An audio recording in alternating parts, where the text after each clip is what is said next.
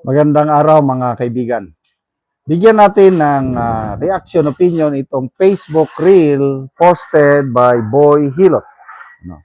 Pahayag ito ni Senator Joel Villanueva na pinalaki daw siya ng tama ng kanyang ama. Si Brother Eddie Villanueva na matakot sa Diyos. Sabi niya, hindi daw niya sisirain ang magandang pangalan ng kanyang ama. Yung mga dati niyang payag tungkol sa flood control scandal na pinapasinungalingan niya. Ito ngayon. Pakinggan natin siya. I will never, ever, Mr. President, destroy the name that was given to me by my parents, Mr. President, because it's priceless, Mr. President. The Bible says a good name should be chosen than great riches. Wow. Pinalaki po ako ng magulang ko na naniniwala ako sa langit at impyerno. Mhm. Paulit-ulit na lang, ilang beses na po tayong idinadawit. Una sa mga budget hearings, BICAM na, tapos sa GAA, ngayon naman daw po nasa unprogrammed funds. Sino po ba ang may kapangyarihan sa unprogrammed funds? DBM, DPWH, Speaker, Senate President, o mismong Presidente? Hindi po tayo ang nagpasok sa unprogrammed funds at madali pong patunayan yan. Lahat ng ginagawa natin, verifiable. Ang mga ebidensya na ibinabato sa atin, hanggang ngayon wala. At hanggang ngayon, nagkakalap. Ang ordinaryong senador po, wala pong ganyang kapangyarihan. Lahat na lang po, kapag Bulacan daw, kay Joel yan. Flood control, lahat po ng opisyal na sangkot nagsabi na wala po tayo o si Joel Villanueva na kinalaman doon. Sino ba ang unang nag-expose ng anomalya sa flood control program? Hindi tama, palpak ang ating flood control program. Meron po tayong 183 billion na budget. Ang DPWH alone, dito sa Bulacan, about 1.7 billion. Pero halos lahat ng towns, dito po. Napamura na si Majority Leader Joel Villanueva. Took them 2 years bago magawa yung feasibility study. After na magawa yung feasibility study, ginawa ba? Hindi po. Ngayon ba ginagawa? Hindi din. Hindi na sila umaasa na may gagawin pa gobyerno. Lokal man, national man. It's the same thing over and over again. It's worse. Personally, thank Senator Joel.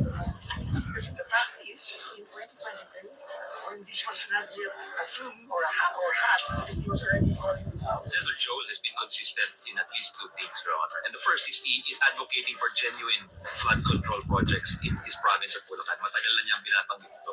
Senator Joel, I attest to the fact na bagyo-bagyo na lang, di ko sasabihin taon-taon kasi kung ilang beses tayo daanan ng bagyo, ilang beses din siya tatayo at mag-e-express ng galit sa walang katapusan ng bagyo. Naalala ko lang kasi si Senator Joel, consistent yan doon sa flooding.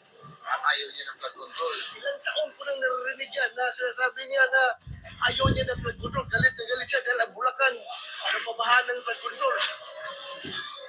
I know na si Brother Joel, 2016 pa lang, 2017, when I left the Senate to go to the DFA, speech na ng speech to tungkol sa flood control eh. Sino ba ang unang nagsabi? Yan. There is 1.44 billion pesos a day budget of the government sa flood control. Tapos ngayon, kasali ka daw. Di wow.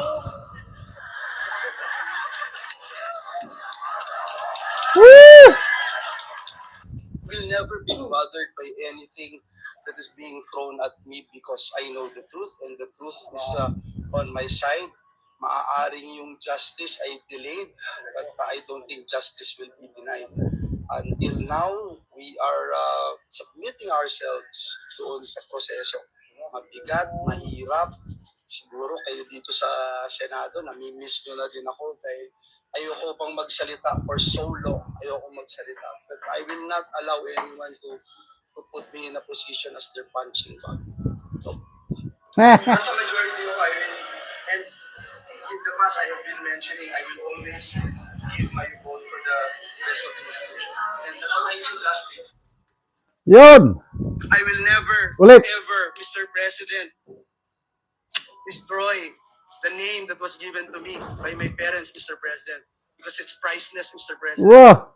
The Bible says a good name should be chosen than great riches. Pinalaki po So, hindi daw niya sisirain yung good name na ibinigay sa kanya ng kanyang parents. Eh di wow.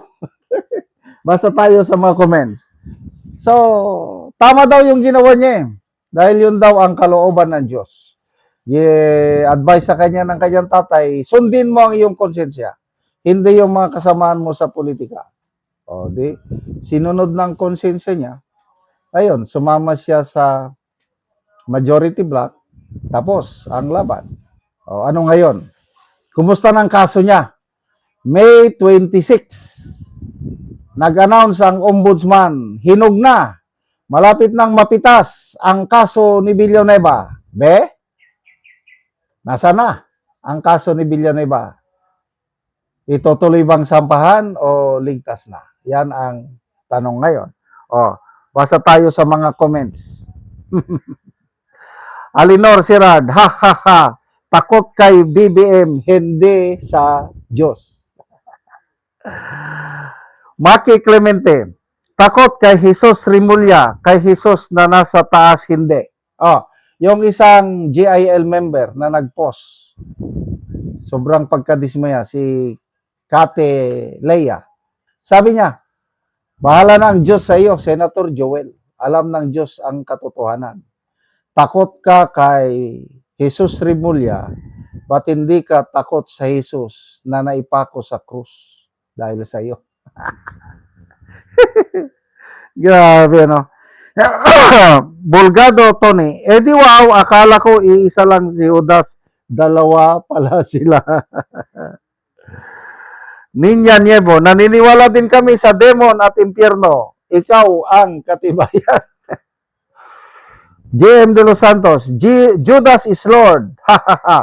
Kongregasyon nyo, sikat na.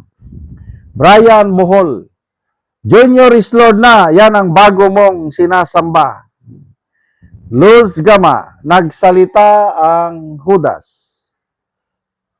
Frederico Guillen, kita kits ang style mo, Jude style.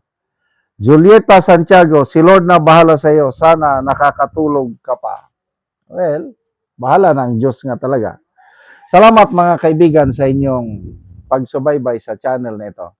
Nakakatulong kayo ng malaki sa tribong Talandig ng Bukidnon dahil ang income natin sa channel na ito is pantulong po sa tribo.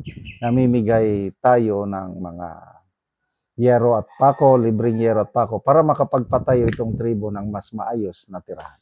Panoorin nyo ang video na ito. Si ate ang natagaan Ugero, so mag-atop na gid sila karon. Tindog sila sa bagong balay. Pakatagpulo nito. Basta wa pa.